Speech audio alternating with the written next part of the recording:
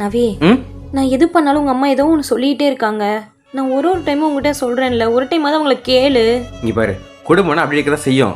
அவங்க பெரியவங்க அப்படி அப்படியே சொல்லிட்டு தான் இருப்பாங்க. நம்ம தான் கேட்டு அனுசரிச்சு நடந்துக்கணும். சரியா? வா.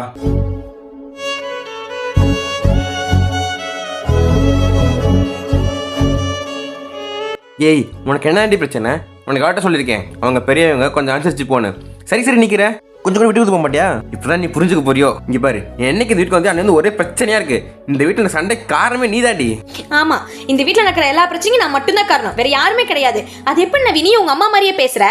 எத்தனை நாள் வந்து சொல்லிருப்ப உங்க அம்மாவை பத்தி? ஏதாவது ஒரு வார்த்தையாவது நீ கேட்டிருப்பியா?